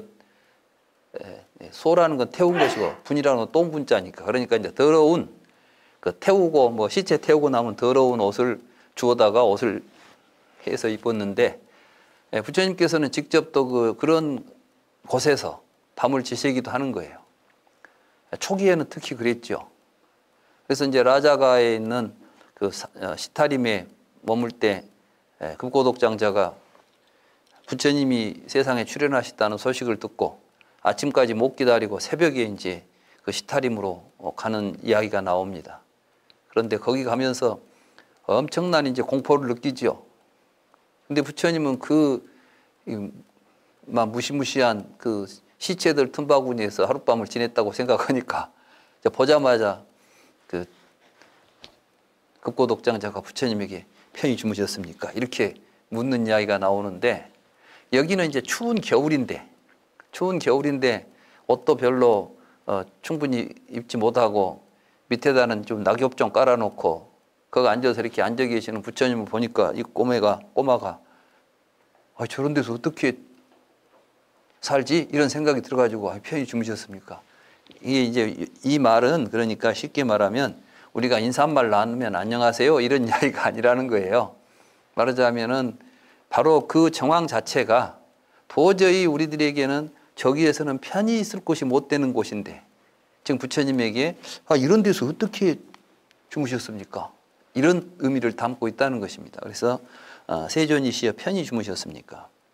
그러니까 부처님께서 그렇단다 동자야. 나는 편히 잘 잤단다. 나는 세상에서 편히 잘 자는 사람 가운데 한 사람이란다. 그러니까 세존이시여 겨울밤은 춥습니다. 한겨울 8일간은 눈이 오는 혹한기입니다. 인도가 이제 좀 위도가 낮기 때문에 우리나라보다 한 20도 가까이 낮죠. 위도상으로 보면 낮은데 근데도 겨울이 되면 좀 춥더라고요. 특히나 이제 좀 산악 지역에는 많이 춥겠죠. 근데 아무튼 겨울밤은 춥습니다. 한겨울 8일간, 한겨울 8일간은 그 인도에서 가장 추운 1월 말하고 2월 초에 걸쳐 있는 여드레입니다. 예. 이거는 이제 눈이 오는 혹한기입니다. 그때는 눈도 오는데 땅은 황소들이 발굽으로 짓밟아 고르지 않고, 그러니까 이제 소들이 지나다니는 길이니까 땅바닥이나 좀 반반하면 괜찮은데 그 울퉁불퉁한 땅에다가 낙엽 좀 몇 장 깔고 누워 있으니까 그 등도 괴고 그럴 거 아닙니까? 그러니까 이제 그런 걱정을 하지요. 낙엽을 깔아서 만든 잠자리는 나뭇잎이 적어서 얇으며 바람은 차가운데 가사와 옷은 추워 보입니다. 그러자 세종께서 이렇게 말씀하셨습니다. 그렇지만 동자여, 나는 편히 잘 잤단다. 나는 세상에서 편히 잘 자는 사람 가운데 한 사람이란다. 동자여, 그렇다면 내가 물을 테니 좋을 대로 대답해 보아라. 동자여, 어떻게 생각하느냐? 장자나 장자의 아들에게 바람이 들어오지 못하게 빗장을 걸고 창문을 닫은 잘 치장된 저택이 있고 그곳에 양쪽에 붉은 등받이가 있고 위에는 덮개가 있는 갖가지 진귀한 양탄자를 깐 침상이 있는데 기름등에 불을 밝히고 4명의 아내가 매우 즐겁게 시중을 든다면 동자여, 그는 편히 잘 것이다. 그렇지 않겠느냐? 세존이시여, 그는 편히 잘 잘 것입니다. 그는 세상에서 편히 잘 자는 사람들 가운데 한 사람일 것입니다. 동자여, 어떻게 생각하느냐? 그 장자나 장자의 아들에게 탐욕이나 분노나 어리석음이 생겨 육체적으로나 정신적으로 뜨거운 고뇌가 있다면 탐욕이나 분노나 어리석음이 생겨서 그 고통으로 잠 못 이루지 않겠느냐? 그렇습니다, 세존이시여. 동자여, 그 장자나 장자의 아들은 탐욕이나 분노나 어리석음이 생기면 뜨거운 고뇌로 인해 괴롭게 잠을 자겠지만 열에는 그 탐욕과 분노와 어리석음을 버리고 뿌리 뽑고 그루터기가 잘린 종려나무처럼 다시 존재할 수 없게 하고 미래에는 생기지 않게 했단다. 그래서 나는 편히 잘 잤단다. 그러니까 이제 부처님께서는 우리가 편히 잘 자려면 탐진치가 없어야지, 고대강실 지어놔 봐야 속에서 탐진치가 끓고 있으면 절대 잠 제대로 못 잔다. 이제 이런 이야기 아니겠습니까? 이렇게 이제 부처님이 가르쳐 줘도 탐진치 없이 사는 것보다는 탐진치 가지고 고대강실에 살기를 원하는 게 중생들입니다. 그래서 근데 그걸 이제 부처님의 말씀 속에서 그걸 깨닫고, 그러니까 이제 이와 비슷한 이야기를 극보독 장자에게 합니다. 내 마음속에 탐욕이 없고 또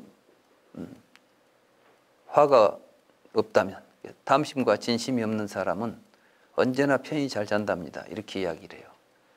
그러니까 이제 그때 극보독 장자는 그 나라 최고의 갑부인데 코살라라고 하는 나라에서 가장 큰 부를 누리고 있는 사람이었는데 자기는 돈은 많고 집은 좋지만 잠잘 때마다 걱정 근심이 많았을 거 아니에요.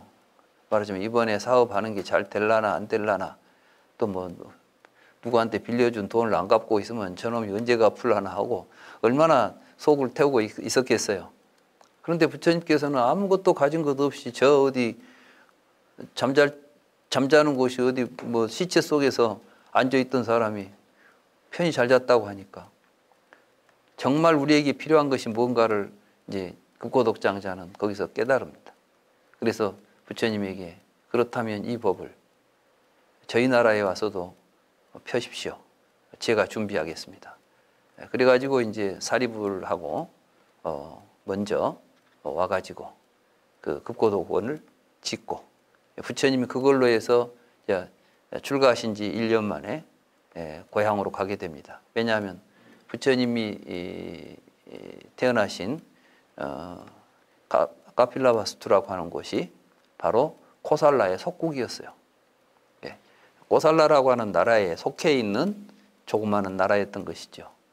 그래서 이제 부처님이 출가하실 때도 보면 수다니빠따에 보면 당신의 나라 이름을 코살라라고 부릅니다.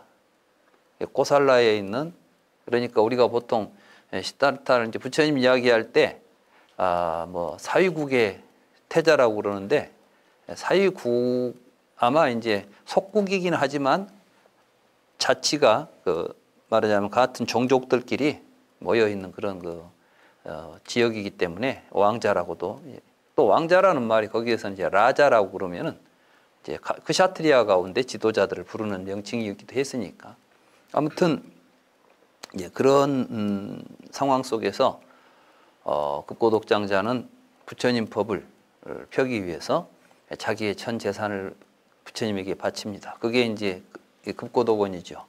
그러니까 급고독원을 지은 이제 이야기를 보면 그 땅이 왕자가 가지고 있는 기타라고 하는 그 왕자가 가지고 있는 숲이었는데 너무나 아름답고 위치가 좋아서 굉장히 애지중지하는 땅인데 팔라고 하니까 안 팔겠다. 하도 저러니까 정 사고 싶으면 거기 황금으로 그 땅을 다 금화로 깔면 내가 그 돈 받고 팔겠다. 그런데 급고독장자가 그러면 계약이 된 걸로 알겠다 하고 이제 금화를 뿌리기 시작했다고 합니다. 그래서 기타태자가 깜짝 놀래가지고, 아이고 농담으로 한 소리지 그게 무슨 진담이겠냐. 안 판다 그러니까 소송이 붙었는데, 소송에서 너는 분명히 금화를 깔면 팔겠다고 말했느냐 했다. 그건 농담이지만 했다 하니까 무슨 농담이냐 이건 계약이다 그래가지고 결국은 팔게 됐다고 그래요. 그래서 이제 그걸 할 때 기타가 그러면 내가 숲은 내가 주겠다. 그래서 이제 기타 태자의 숲에 급고독장자 아나따빈디카라고 하는, 아나따빈디카가 이제 급고독이라는 말로 번역된 건데 그분이 지은 것이어서 이제 기수급고독원이라는 이름을 갖게 됩니다. 그걸 다 하고 하는데 금화가 부족해가지고 좀 못 깔고 있으니까 기타 태자가 그러면 이제 그만 포기하고 계약 없던 걸로 하자 하니까, 아니 우리 집을 팔면 충분히 여긴 깐다 그래가지고 살던 집까지 팔아가지고 그 숲을 만들어서 부처님에게 기증했다는 이야기가 있을 정도로 전설 같은 이야기죠. 그런데 아무튼 그렇게 만들어진 절이 기수급고독원입니다. 근데 그런 것처럼 여기서도 이제 여기 어린 동자에게 세상에서 편히 잠잘 수 있는 것은 고대강실이나 호사스러운 집이 아니라 바로 마음의 평화다. 마음의 평화는 어떻게 오느냐? 그건 바로 탐욕과 분노와 어리석음이 사라질 때 오는 것이다. 열애는 그런 것들을 뿌리째 뽑아버렸기 때문에 언제 어디서나 편히 잠잘 수 있다. 우리가 공부하는 목적입니다. 우리가 공부하는 목적도 바로 언제나 편히 잠자려고 하는 것입니다.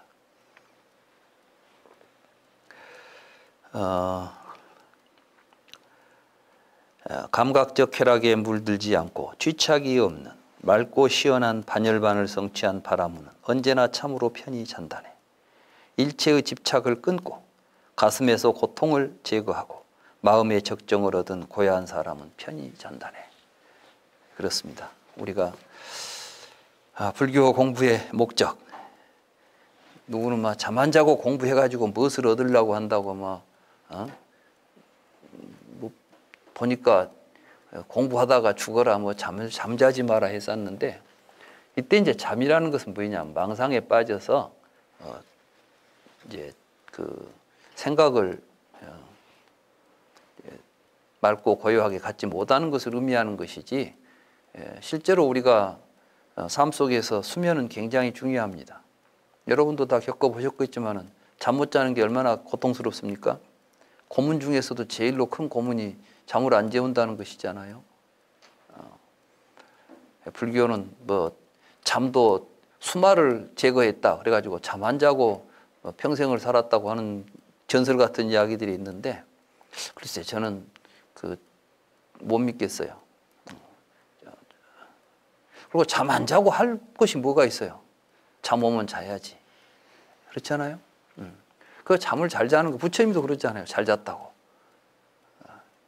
만약에 그렇다면 열에는 이미 수마를 극복해서 잠을 자지 않는단다. 그러니까 잘 잘 것이 없단다. 이렇게 말해야지. 바로 알고 갑시다.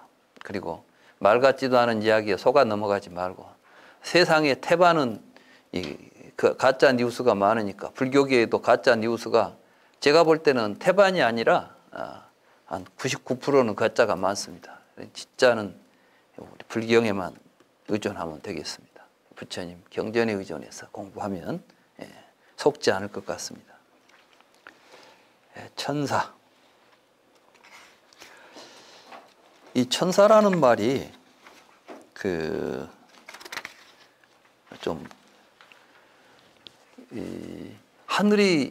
하늘에서 내려온 사자예요. 심부름꾼이란 뜻이죠. 이 천사라는 말이 처음 쓰인 게 사실은 불교에서 쓰인 겁니다.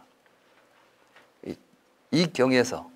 근데 이 경이 이제 중국에 건너와서 천사경이라는 이름으로 이게 번역이 됐습니다. 그래서 이제 아함경에도 천사라는 이 경이 있고 니까야에도 있는데 내용은 같습니다. 비구들이여, 세 종류의 천사가 있다오. 그 셋은 어떤 천사들인가? 비구들이 어떤 사람은 몸으로 악행을 행하고 말로 악행을 행하고 마음으로 악행을 행한다오. 그는 몸이 무너져 죽은 후에 괴롭고 험난하고 고통스러운 지옥에 태어난다오. 비구들이여, 그러면 지옥의 옥졸들이 그의 팔을 붙잡고 야마천 왕에게 보여준다오. 야마천 왕이라는 것은 이제 인도에서 전통적으로 야마천이라는 하늘이 있어서 사람이 죽으면 거기 가서 심판을 받는다고 생각했는가 봅니다. 그래서 그 야마천이 중국으로 오게 되면은 염라대왕이 됩니다. 그래서 이제 시왕이라고 하는, 시왕이라는 것은 본래 중국의 어떤 도교 쪽에서 이제 그 저승에 있는 어떤 존재라고 느껴지는데, 그 가운데 이제 한 왕이 업경대를 가지고 어떤 사람이 죽으면 와서 그 사람이 지은 업을 다 비춰봐 가지고 심판을 하는 왕이 있다. 시왕이다. 이렇게 하죠. 시왕 가운데 이제 염라대왕이다 해서 우리가 지장전이나 또는 뭐 명부전에 가서 보면 머리에 막 관을 쓰고 지장보살 양 옆으로 5명씩 10명이 쭉 시위에 있는 그 상들이 있지요. 그걸 이제 중국에 와서 만들어진 것이고, 인도에서는 시왕은 없고 야마천 왕이 있습니다. 그래서 이제 야마천은 어떤 하늘이냐면, 욕계의 하늘 가운데 제일 먼저 제일 아래에 있는 게 수미산 중턱에 있는 사천왕, 그 다음에 이제 제석천, 그러니까 33천, 두 번째가 이제 제석천이라고도 부르고 33천이라고도 부르고 또 뭐라고도 부르죠. 아무튼 이제 도리천이라고도 부르고, 그 위에가 이제 야마천이 있습니다. 그러니까 욕계의 하늘 가운데서 지거천은 땅에 머물고 있는 신들은 사천왕과 33천, 제석천이고, 야마천부터가 공거천, 허공에 있는 이제 하늘입니다. 욕계에 있지만 그 야마천은 그러니까 죽으면 하늘로 올라가서 야마천에서 심판을 받는다. 이런 이제 신앙이 인도에 있었던가 봅니다. 그래서 야마천이 등장합니다. 그래가지고 이제 야마천 왕에게 이제 보여주면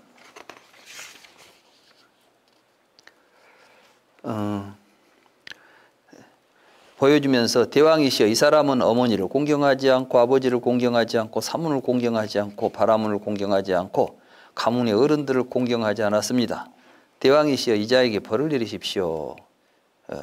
비구들이여, 그러면 야마천 왕은 그에게 첫 번째 천사에 대하여 물으며 추궁한다오. 내 이놈, 너는 인간 가운데 출현한 첫 번째 천사를 보지 못했느냐?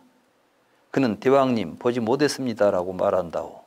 비구들이여, 그에게 야마천 왕은 이렇게 말한다오. 내 이놈, 너는 인간 가운데서 80살이나 90살이나 100살을 먹은 태어나서 늙어 석가래처럼 등이 휘고 지팡이에 의지하여 떨면서 걸어가는 병들고 늙어 이가 빠지고 백발에 머리가 빠진 대머리에 이마에는 주름이 지고 온몸에는 검버섯이 핀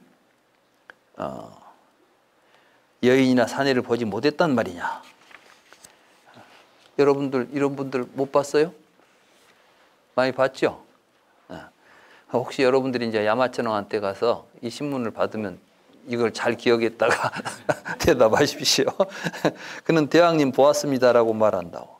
비구들이여 그에게 야마천왕은 이렇게 말한다고. 내 이놈 분별 있는 늙은이라면 나도 늙는 존재다. 늙으면 피할 수 없다. 그러니 나는 몸과 말과 마음으로 공덕을 지어야겠다라고 생각해야 하지 않았겠느냐. 그는 대왕님 저는 그렇게 하지 못했습니다. 대왕님 저는 방일했습니다라고 말한다고. 비구들이여 그에게 야마천왕은 이렇게 말한다고. 내 이놈 방일하여 몸과 말과 마음으로 공덕을 짓지 못했단 말이냐. 내 이놈 너는 분명히 방일해서 그렇게 했을 것이다. 그런데 이 악업은 어머니가 지은 것도 아니고 아버지가 지은 것도 아니고 형제가 지은 것도 아니고 누이가 지은 것도 아니고 친구가 지은 것도 아니고 친척이 지은 것도 아니고 천신이 지은 것도 아니고 사문이나 바라문이 지은 것도 아니다. 이 악업은 내가 지었으니 마땅히 내가 그 과보를 받아라. 비구들이여 야마천왕은 다시 그에게 두 번째 천사에 대하여 물으며 추궁한다.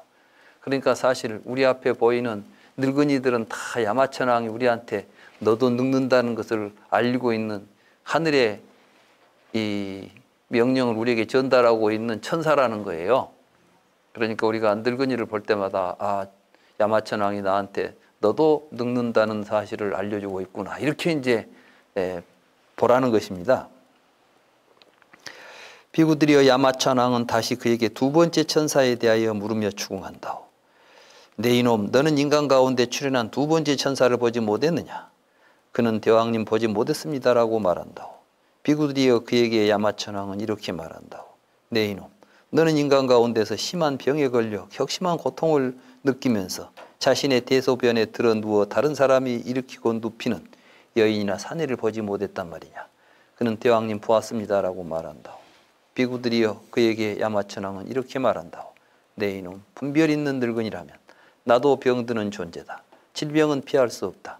그러니 나는 몸과 말과 마음으로 공덕을 지어야겠다라고 생각해야 하지 않았겠느냐. 그는 대왕님 저는 그렇게 하지 못했습니다. 대왕님 저는 방일했습니다라고 말한다. 비구들이여 그에게 야마천왕은 이렇게 말한다. 내 이놈 방일하여 몸과 말과 마음으로 공덕을 짓지 못했단 말이냐. 내 이놈 너는 분명히 방일해서 그렇게 했을 것이다. 그런데 이 악업은 어머니가 지은 것도 아니고 아버지가 지은 것도 아니고 형제가 지은 것도 아니고 누이가 지은 것도 아니고 친구가 지은 것도 아니고 친척이 지은 것도 아니고 천신이 지은 것도 아니고 사문이나 바라문이 지은 것도 아니다. 이 악업은 내가 지었으니 마땅히 내가 그 과보를 받아라. 비구들이여 야마천왕은 그에게 마지막으로 세 번째 천사에 대하여 물으며 추궁한다. 내 이놈 너는 인간 가운데 출현한 세 번째 천사를 보지 못했느냐.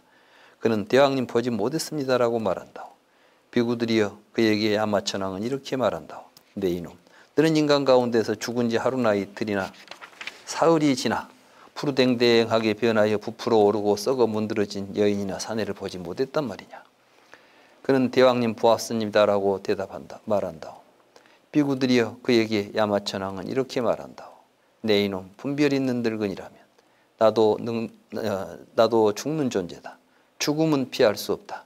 그러니 나는 몸과 말과 마음으로 공덕을 지어야겠다라고 생각해야 하지 않았겠느냐. 그는 대왕님 저는 그렇게 하지 못했습니다. 대왕님 저는 방일했습니다라고 말한다.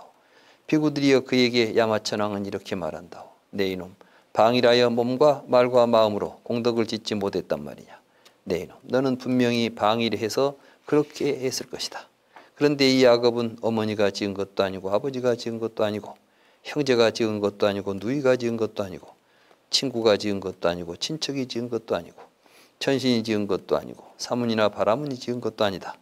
이 악업은 내가 지었으니 마땅히 내가 그 과보를 받아라. 비구들이여 야마천왕은 그에게 세 번째 천사에 대하여 물으며 추궁한 후에 침묵하고 지옥 옥졸들은 그에게 양손과 양발과 안가슴에 이제 이 가슴 한 그 명치 있는 한 가슴을 이제 안가슴이라고 합니다. 안가슴에 뜨거운 쇠말뚝을 박는 오박이라는 벌을 준다고.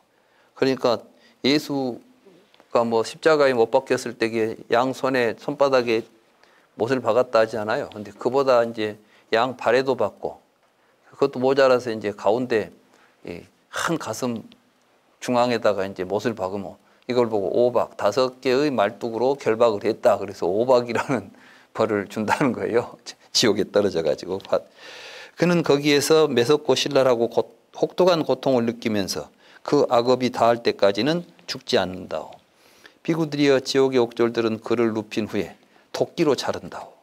그는 거기에서 매섭고 신랄하고 혹독한 고통을 느끼면서 그 악업이 다할 때까지 죽지 않는다오. 비구들이여 지옥의 옥졸들은 그를 발이 위로 가고 머리가 아래로 가도록 거꾸로 세운 후에 면도칼로 살을 깎아낸다오. 그는 거기에서 매섭고 신랄하고 혹독한 고통을 느끼면서 그 악업이 다할 때까지 죽지 않는다오. 비구들이여 지옥의 옥졸들은 그를 수레에 묶은 후에 화염에 휩싸여 벌겋게 타오르는 땅 위를 오가게 한다오. 그는 거기에서 매섭고 신랄하고 혹독한 고통을 느끼면서 그 악업이 다할 때까지 죽지 않는다오. 비구들이여 지옥의 옥졸들은 그를 화염에 휩싸여 벌겋게 타오르는 자기란 숯불산을 오르내리게 한다오. 그는 거기에서 매섭고 신랄하고 혹독한 고통을 느끼면서 그 악업이 다할 때까지 죽지 않는다오. 비구들이여 지옥의 옥졸들은 그를 발 위로 머리가 아래로 가도록 거꾸로 붙잡아서 화염에 휩싸여 벌겋게 타오르는 장렬하는 뜨거운 청동솥에 내던져 버린다오. 그는 그곳에 던져져서 거품을 내며 삶아진다오. 그는 거기에서 거품을 내며 삶아지면서 위로 갔다가 아래로 갔다가 사방팔방으로 천방지축 돌아다닌다오. 그는 거기에서 매섭고 신랄하고 혹독한 고통을 느끼면서 그 악업이 닿을 때까지 죽지 않는다오. 비구들이여 지옥의 옥졸들은 그를 큰 지옥에 내던진다오. 비구들이 그 큰 지옥은 이와 같다오. 형태는 사각인데 구분된 4개의 문이 있다네. 경계는 철담장으로 두르고 쇠지붕을 덮었다네. 새로 된 땅은 장렬한 불길에 휩싸여 있다네. 주인은 각각 백류순이며 언제나 그 자리에 버티고 있다네. 그러니까 지옥문이 4개가 있는 새로 담장을 두른 이제 감옥에 그 안에는 막 불길이 타오르는 땅이 또 쇠가 이제 그 달구어져 가지고 그런 뜨거운 지옥에 떨어지게 된다 이런 이야기입니다. 그러니까 우리가 늙고 병들어 죽는다는 사실을 망각하고 살면 이런 일이 우리 삶에 이런 고통들이 따른다는 이야기를 하고 있는 것입니다. 실제로 우리 주변에서 뭐 늙고 병들어 죽는 건 날마다 보는 일이죠. 그런데 그걸 나도 저렇게 된다. 저게 내일이다. 이렇게 보는 경우가 거의 없어요. 나무일처럼 보고 다닌다는 거예요. 그건 바로 야마천이 우리에게 보여준 하늘에 계신데 우리는 왜 그걸 무시하고 사는가. 붓다는 지금 우리는 누구나 다 보편적 존재다. 불교에 대해서 생사문제 해결한다니까 부처님이 뭐 이제 안 죽고 안 늙는 법 가르쳐 준 걸로 착각하는 경우가 있어요. 근데 특히 이제 이러한 이미지가 강해진 게 중국에 와서 도교하고 불교가 같이 이렇게 종교로서 작용하다 보니까 도교에서는 불로장생을 가르치지 않습니까? 신선이 되는 거. 그러니까 불로장생, 신선이 돼서 불로장생한다는데 불교에서는 생사를 벗어난다 그러니까 마치 영생처럼 받아들여 버린 거예요. 부처님이 말씀하신 것은 우리는 누구나 죽는다는 사실을 알고 그 죽는다는 사실을 알고서 살아라는 겁니다. 그리고 그렇게 살아갈 때 우리의 삶의 의미가 드러나고 또 그 두려움이나 괴로움으로부터 벗어날 수 있다는 것입니다. 그건 해봐야 알 일입니다. 정말 내가 부처님 말씀대로 살면 죽음이 와도 조금 더 두렵지 않을 수 있을까?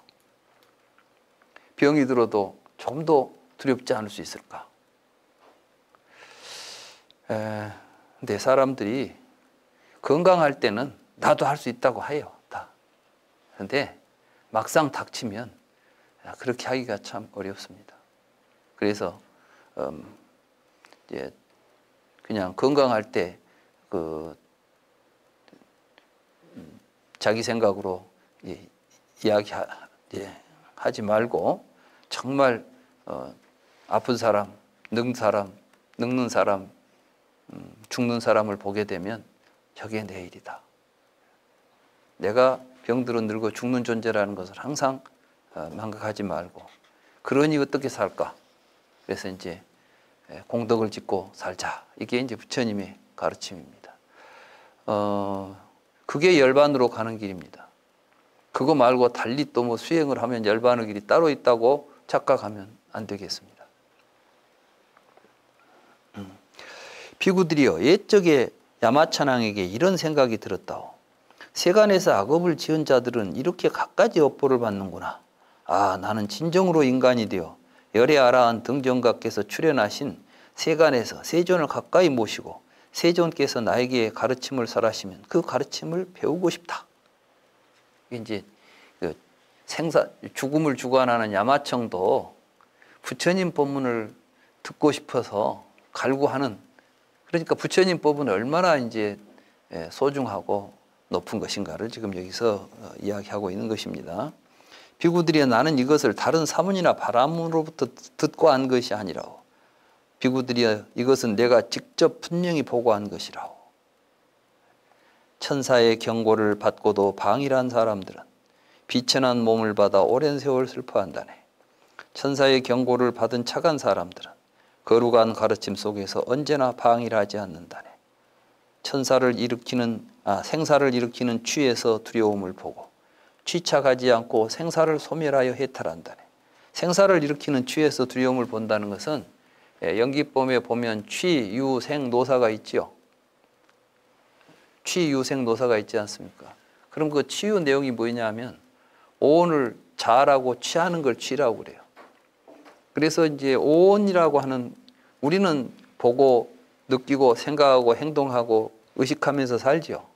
근데 우리는 볼 때 보는 놈이 있다고 생각하고, 생각하면 느끼는 놈, 생각하는 놈, 이 5가지를 실체화시켜요. 이게 오온입니다.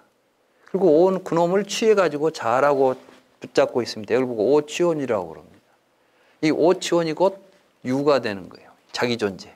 그래서 이제 연기법에서 유는 취를 통해서 형성된 의식 속에 있는 자아예요. 내가 이제 있다고 생각하니까 이놈이 태어나서 늙어 죽는다는 생각으로 이어지는 거 아니겠습니까? 그렇게 해서, 근데 취착하지 않으면 생사가 소멸한다. 그러니까 사람들은 생사가 소멸하니까 이제 안 죽고 영원히 산다, 뭐 이런 이제 또 해석을 하기도 합니다. 그런데 그런 의미가 아니라 생사라고 하는 헛된 생각이 사라지는 것이죠. 그래서 그걸 보고 이제 해탈이라고 한다. 그들은 행복한 안온에 도달하여 지금 여기에서 정멸을 얻는다네. 정멸은 여기서 열반입니다. 일체의 원한과 두려움을 초월하고 일체의 괴로움을 극복한다네. 우리는 우리 주변에서 끊임없이 새 천사가 날이면 날마다 우리에게 경고장을 날려주는데도 우리는 그걸 무시하고 제멋대로 살고 있다. 이제 그런 말씀입니다. 그래서 우리는 그러한 경고를 잘 받아들여 가지고 거룩한 부처님의 가르침 속에서 바른 길을 찾아서 열반을 성취해야 된다는 것이 이 천사경의 내용이라 하겠습니다. 오늘 또 시간이 많이 됐군요.